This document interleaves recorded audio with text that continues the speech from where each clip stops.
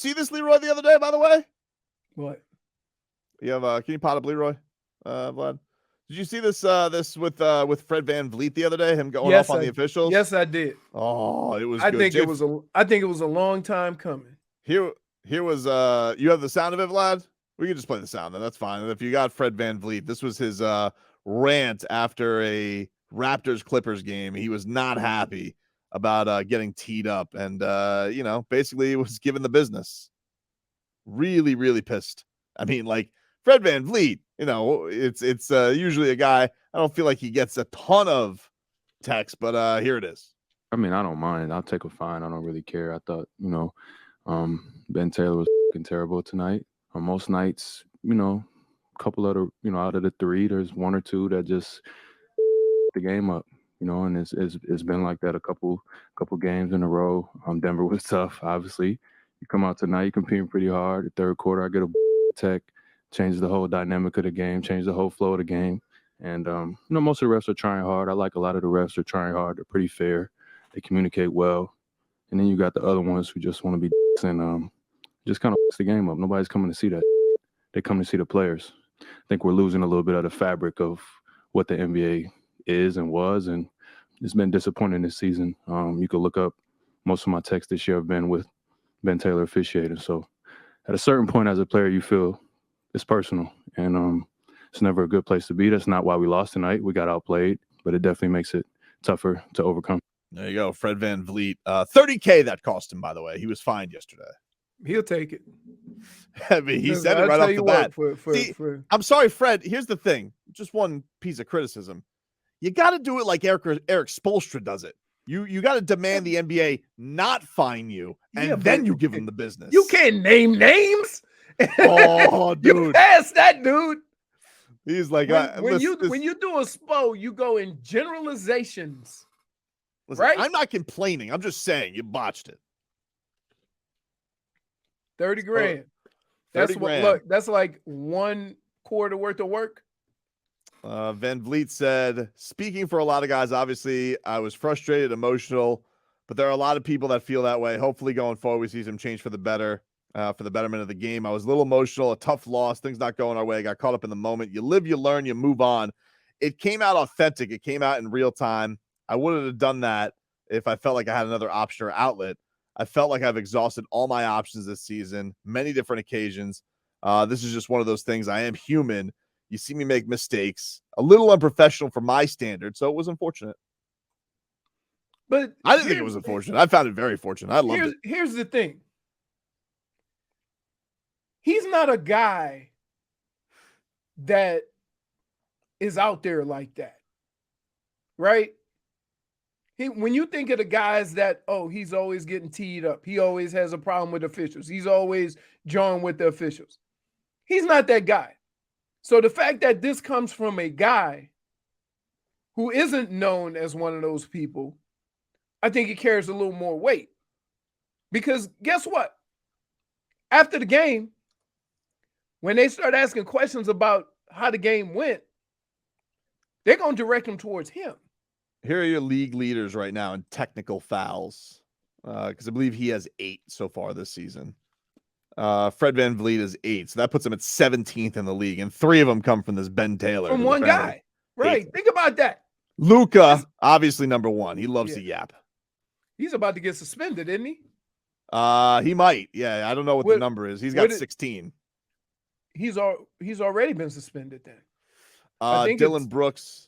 13. Dylan Brooks, 16. Draymond Green, 15. Usual suspects. I got to be honest with you. That's what I'm saying. He's not a usual suspect.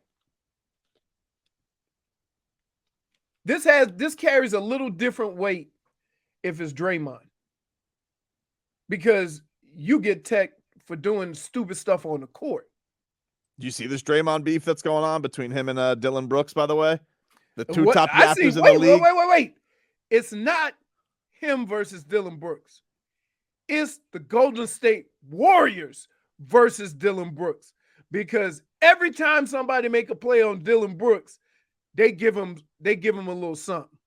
Even Steph. So yeah, I mean, hey. But the war of words is between him and Dylan Brooks. I mean, Draymond did this. I mean, the man called him a clown. Next time you speak up on me, you should do some fact checking. Next time you speak up on me, you should do some soul searching. Next time you speak up on me, I hope you're in a better situation than you in now, where the guys you play with actually enjoy playing with you because they actually think you're contributing to winning. Because it ain't happening right now, champ. You're not a champ. You're a clown. Damn.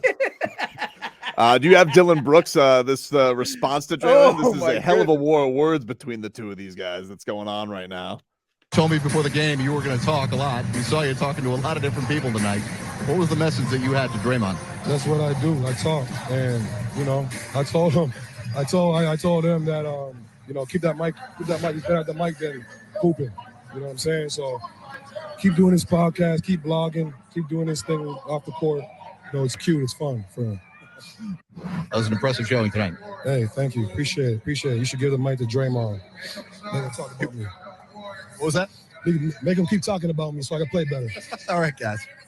Wow. This is spicy. I like it. It's like, here's the problem. Golden State can't win on the road. And that's all great if you're in the comforts of your home. But once you leave the state, you're garbage. And so you ought to be careful with talking trash. Because you're getting drug up throughout the whole league. Yeah, but like it's also a thing. Like it's the young kids who haven't done anything. Like the Warriors, that crew. I mean, like that's a that's a dynasty right there. See, between Draymond, Steph, and Clay. Here's the difference between a fan with good access commenting on this and a player.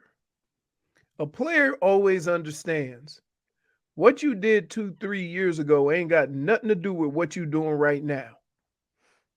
And so you can say where you've been and you can say what you've done, but that ain't helping you out right now. And so younger kids come up and they playing basketball against the best and they're like, what you got for me? Because you won the championship last year, so what? I guess it was interesting though, like for not having respect of like what Draymond has done. He did have this comment. This was interesting about because people keep thinking that like the Grizzlies need a veteran presence in their locker room, that they're a little bit too young. And this was a quote from Dylan Brooks. He said, the Grizzlies locker room doesn't need vets like Carmelo Anthony or Dwight Howard. He says those guys are trying to get back in the league. They're not trying to hone in on a guy and be a vet, a real vet like Udonis Haslem. So he's telling you, he's like, look, we don't have any of those people who are going to actually care about us like UD does. Right. But that's my point is that, so although the Golden State Warriors are very accomplished, I'm not taking nothing away from them. They won the championship last year. Mm-hmm. That ain't this year. And part of having a dynasty and part of when your team is considered great is the fact that you can do it over and over again with all that heat on you after you win. And just because you won last year, that don't mean everybody should just bow down to you the following year, because in fact, they're looking at you as the team to beat. Yeah, but I think the thing that's interesting about the Grizzlies is like they have gone with this arrogance of like they've already done it. We're not worried about anybody in the West. And it's like, all right, like I respect to the confidence, I guess, but like, the Clippers used to do this back in the day too. And they would always get bounced in the second round. But look, and here's the other part of that. You keep talking, but if you ain't walking the walk, ain't nobody taking you serious. So no matter what Dylan Brooks say, if they get bounced in the first and second round or in not a threat to win a championship, nobody gonna care what you have to say. And that's just how it is. Now, if you can back that talk up and you can go out and at least compete. Like, when I look at teams and they get to, their conference final and they get to the NBA championship, I don't look at them as failures, even though people say you still haven't won a championship, because so many things have to go right during the course of the playoffs for you to get that chip, right? I don't care how good you are. Every time we've talked about teams winning the championship, we talk about those 3 or 4 moments during the playoffs where they were either able to overcome it or not. And so from that standpoint, if the Grizzlies compete and they're in the mix late in the season, then I'll give them their props. But right now, like you said, it's all talk. It's all talk. Listen, it's all talk. And look, they have obviously a huge issue at hand with Ja. Like, Right. we don't know when Ja's going to come back. It sounds like Ja's getting like some real help. That kid Bane is awesome, though. He's been awesome in his absence. They have a fantastic full roster. So, Right. but they're just young. But nobody thinks they're going to win the championship without Ja Morant. No. And here's the other thing. We sitting here talking about the Memphis Grizzlies. Ain't nobody giving Sacramento no credit, 0 credit. Yep. And so what do you say about them? There's I a couple of. I say, welcome to the Miami Heat's world, dude. Except, like, wah, boo-hoo. Go get your attention. Oh, we don't get attention. We don't get a check. Yeah. You know what I call that? The last decade. No, well, I mean, he get their love, man. No, they don't. No, they don't. They don't? No, they don't. No, they don't. Really? Because I remember, Perk has been at the forefront. Oh, Perk. He's a show pony. Get out of here. As soon as his guy LeBron was in the finals, he was rats off a ship. It was all an act. Oh, you were worried about them goons. Oh, LeBron. Yeah, it was all an act. Heat, they're back on the hardwood tonight against the Cleveland Cavaliers. 8:00 tip-off. Coverage on WQAM begins at 6:45 with preheat. I'll be boots on the ground tonight for a little NBA action. Heat need this one for sure. Because teetering in that play-in, dude. As fun as the play-in sounds like, it may sound like a sandbox. It's no fun. What was that sound? What are you doing? Just, Boots on the ground. I know you're boots on the ground, but I'm just getting ready for pictures of Floyd Mayweather and what other stars are at the game. So you saying that Tobin's not a real reporter? It's He's more of a TMZ reporter? I'm so jealous I wasn't there for Jake Paul and Floyd Mayweather. Is that what you're saying there, Leroy? It's what he is saying, Vlad. It's ridiculous. Okay, right? then wait a minute. How come no pictures of basketball players? What do you mean? Like during the game? Watching the game. I'm trying to give you what's not at the game. Really? So wait. So none of the pictures that you have ever sent us was during the game. I usually send you pictures during the game, or I send you pictures. Like, I'm not gonna send you video of the game. You're watching the game. What do you need that for? Seems a little redundant. The same reason why I don't really need a picture of Gogi in the stands during the basketball game. Why? That's huge news, though. If that were to happen, like, it's not obviously he's on the Bucks and broke my heart, but if you, why wouldn't that be interesting to you that Goran Dragic is in the stands and he potentially was a free agent at the time? Like, I don't understand why that's not interesting to you. I want Big Yurt to play and get 40. I know it ain't happening, but that would just The only thing that's gonna get 40 minutes are his 2 ass cheeks. Right next to the OG. -1. How dare you say that after Dylan Brooks gives UD his flowers? Wait, hold on. For Sass. Here's the difference, though. Right? What I said was factual.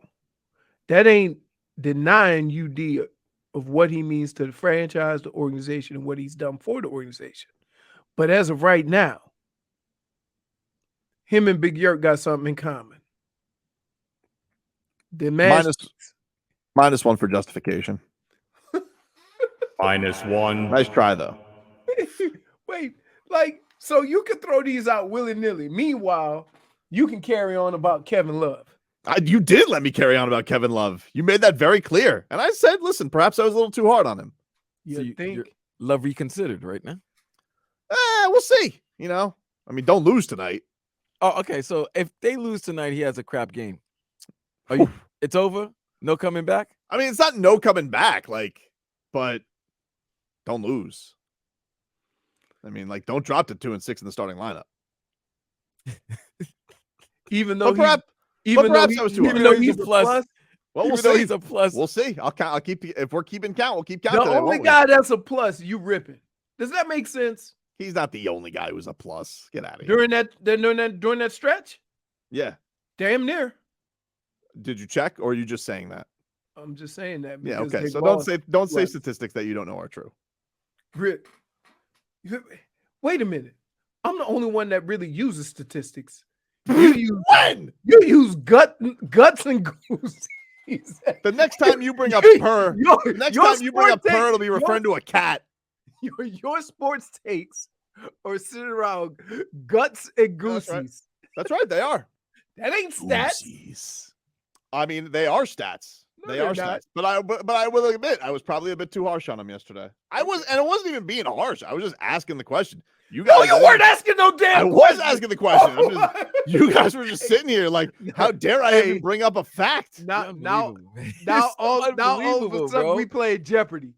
No, it's interesting. I just wow. You know. gave your I don't want answer to do in it the over form- again. I don't want to do yesterday's show all over again. It's just, Okay. Yeah. it's interesting. So But perhaps I was too hard. So here's what we have. Perhaps. Perhaps. It's hard So to say. Kyle Lowry is probably out. I mean, come on.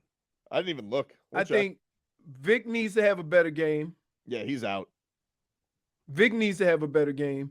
He didn't play that well last He game. needs a better game. Bam needs to have a better game. Yeah. The problem, needs- you know what? You know what's weird about, just this team in general all year is that usually you can rely or count on a couple of guys. Mm-hmm. If they have bad games or average games, then he can't win. And their margin for error is so small, and it all has to do with the 3-point shooting.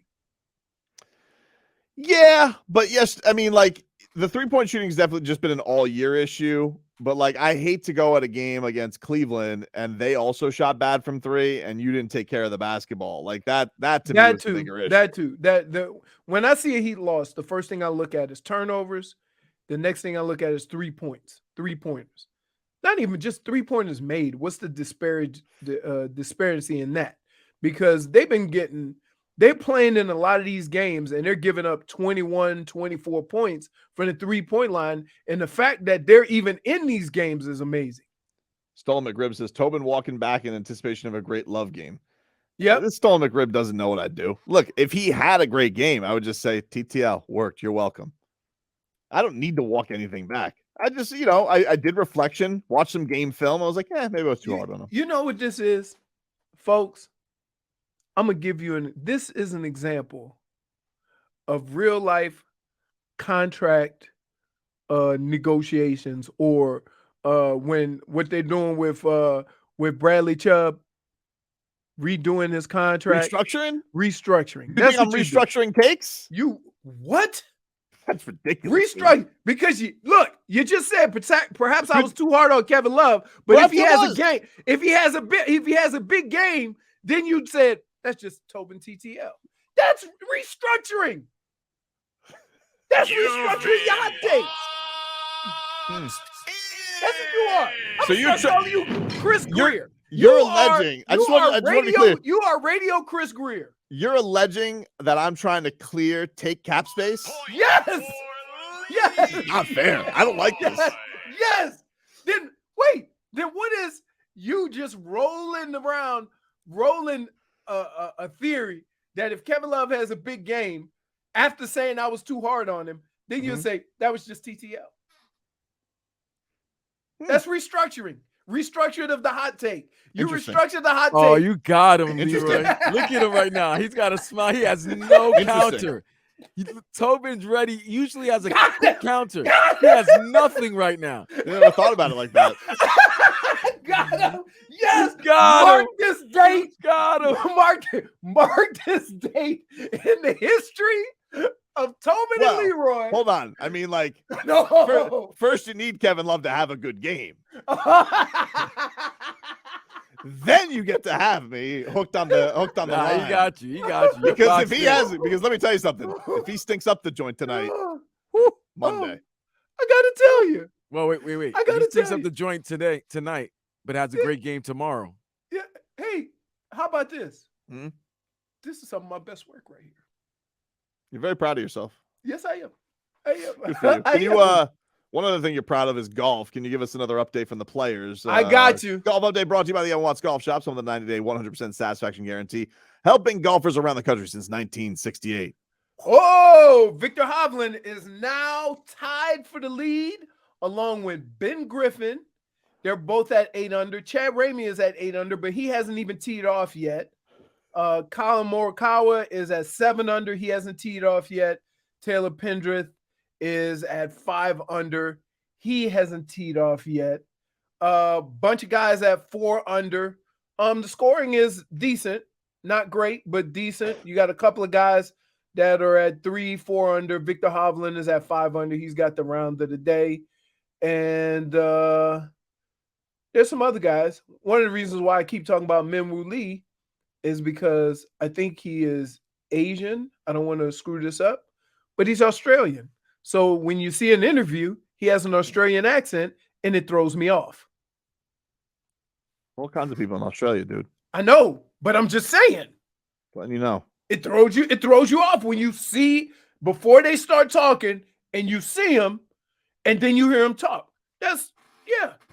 Been handed Throws an off. urgent and important message from the World Baseball Classic.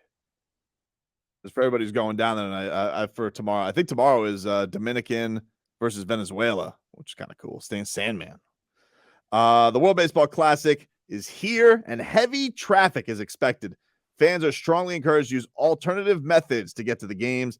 A Hey. WBC transportation hub has been established at the Government Center in downtown Miami to make travel to and from the games easier. For more information on this, go to marlins.com/WBC transportation. That's marlins.com/WBC transportation. I have another alternative. Hmm? If you want to be close to the stadium and you don't want to have to take a shuttle, there's always no blocky. True. Well, those are a bargain. But you are right. Getting out of a packed garage. Look, it's going to be great that ballpark is going to be packed. I mean, that's going to be a cool thing to see. It's a great environment for this stuff. The food out there is gonna be unbelievable. Yeah, You know, probably. there is nothing that is more exciting about international sports in any sport. Like I just look at, even you could take something like the Ryder Cup or the President's Cup when, the U.S. is against other countries, or you take the World Cup when the World Cup's going to be in the U.S. and in Canada and Mexico. Is it Mexico? Is it going to be in Mexico too, or just Canada and All three. all three? Right. That's going to be a madhouse. When you think about the Olympics, any international competition is fun to watch, even if you're not a fan of just the environment is unbelievable. So I imagine this is going to be just awesome. All right, we'll take a quick break. Mike Pouncey, yesterday officially retiring as a Miami Dolphin, had some thoughts on this year's team. We'll hear from the